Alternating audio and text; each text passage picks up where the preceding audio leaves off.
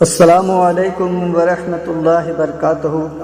سلطان الہند حضور غریب نواز اجمیری حسن سنجری رحمۃ اللہ علیہ بچپن سے لے کر اجمیر شریف تشریف لائے ہیں، ان کا واقعہ میں بیان کرنے جا رہا ہوں، آپ غور سے سنیں۔ میرا خواجہ ہند کے راجہ حضرت سلطان الہند خواجہ معین الدین چشتی اجمیری رحمۃ اللہ علیہ دنیا کے نامور اور بڑے اولیاء اکرام میں شامل ہیں۔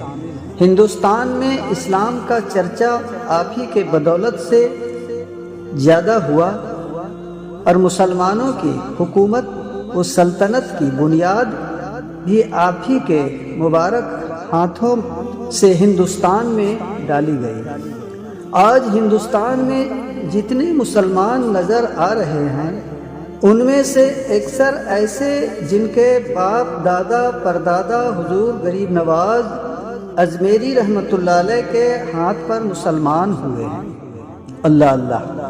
حضور غریب نواز کے جد امجد حضرت سید احمد حسین کے خلفائے عباسیہ کے ظلم و ستم سے تنگ آ کر وطن کو خیرآباد کہا اور علاقہ سیستان سنجر میں آ کر آباد ہوئے۔ یہیں سے حضرت خواجہ سید غیاث الدین رحمۃ اللہ علیہ پیدا ہوئے اور یہیں سے تعلیم و تربیت حاصل کر کے علم و فضل سے اکتائے روزگار ہوئے اور حضرت خواجہ غریب نواز اجمیری رحمۃ اللہ علیہ کے والد بزرگوار کا مبارک نام سید خواجہ غیاث الدین ہے۔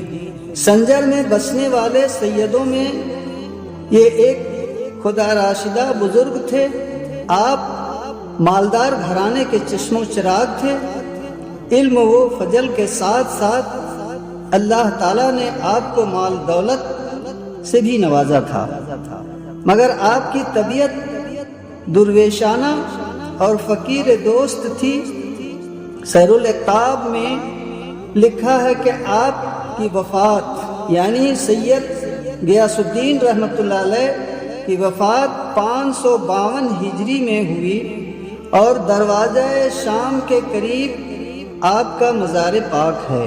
خواجہ صاحب خواجہ اجمیری رحمۃ اللہ علیہ کی والدہ ماجدہ پاک دامن اور نیک خصلت خاتون تھی۔ آپ کا اسم مبارک آپ والدہ کے نام بی بی ماہ نور اور لقب ام الورا تھا۔ اللہ تعالیٰ نے آپ ہی کے حصے میں یہ دولت خوش نصیبی رکھی تھی کہ ہندوستان میں چمکنے والا ولایت کی روحانیت کا یہ آفتاب آپ ہی کے وطن سے پیدا ہوا۔ اللہ اللہ۔ آپ کی والدہ ماجدہ ماہ نور بیان فرماتی ہیں کہ جب میرا معین الدین میرے سکم میں آیا تو میرا گھر خیر و برکت سے بھر گیا، دین و دنیا کی نعمتوں کی بارش ہونے لگی، دشمن دوست بن گئے، ہر قسم کا غم و عالم دور ہو گیا۔ آپ کی والدہ فرماتی ہیں کہ معین الدین جب میرے سکم میں آیا تو پیدائش تک کلمہ طیبہ صبح شام ذکر کرتا تھا۔ اللہ اللہ۔ یہ اللہ کے ولی مادر سکم میں بھی اللہ تعالیٰ کا ذکر کیا کرتے ہیں۔ والدہ فرماتی ہیں کہ میں اپنے کانوں سے اس کی آواز سنا کرتی تھی۔ آپ 14 رجب 537 ہجری میں دوشنبے کے دن صبح صادق کے وقت دنیا میں تشریف لائے۔ آپ کا تاریخی نام امام مجتبی ہے اور معین الدین کہہ کر پکارے جانے لگے۔ بچپن میں آپ کے دودھ پینے کے زمانے میں اگر کوئی دودھ پینے والا بچہ دودھ پینے کے لیے رونے لگتا تو آپ اپنی والدہ کو دودھ پلانے کا اشارہ کرتے اور والدہ آپ کے اشارے کو سمجھ کر اس بچے کو اپنا دودھ پلا دیتی 7 سال کے عمر تک آپ کی تربیت خرسان میں ہوئی اور 9 سال کے عمر میں آپ نے پورا کلام پاک کا حفظ کر لیا۔ اس وقت اس کے بعد سنجر کے ایک مدرسہ میں داخلہ ہو کر اور تفسیر حدیث اور فقہ کی تعلیم حاصل کی، اور تھوڑی ہی عرصہ میں تمام علم و فن استاد ماہر ہو گئے۔ آپ نے سمرقند اور بخارا جو اس وقت اسلامی علوم کا فنون کے مرکز تھے، اس میں بھی تعلیم پائی۔ 10 سوال بروز جمعرات 560 ہجری میں حضرت شیخ عثمان ہارونی رحمۃ اللہ علیہ سے مرید ہوئے۔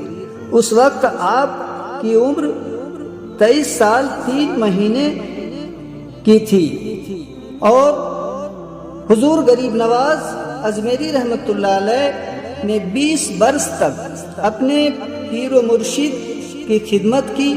آپ کے روشن ضمیر خواجہ عثمان ہارونی رحمۃ اللہ علیہ فقیر و درویشی کے سارے اسرار رموز آگاہ فرما کر آپ کو رخصت کیا، اور آپ تجربات مشاہدات کے لیے اسلامی ملکوں کا سفر پر روانہ ہو گئے۔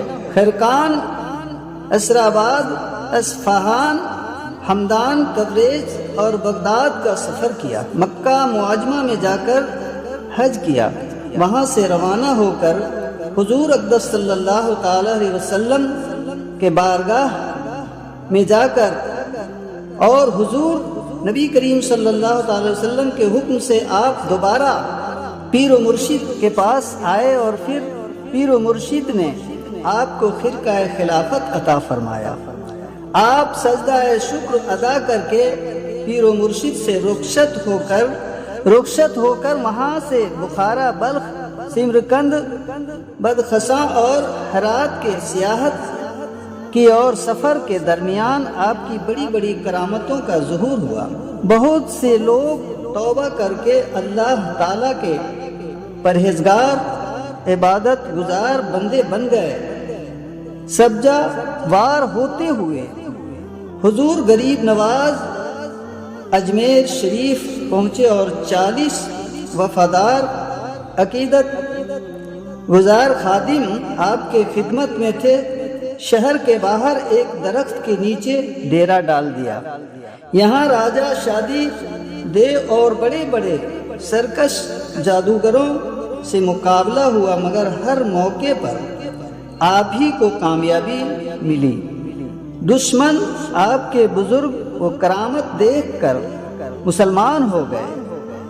آپ کے دعا سے اجمیر شریف کے راجہ کا راج و پاٹ سلطان شہاب الدین گوری کے ہاتھ میں آ گیا، اور ہندوستان کے چپا چپا میں اسلام کی تبلیغ ہوئی۔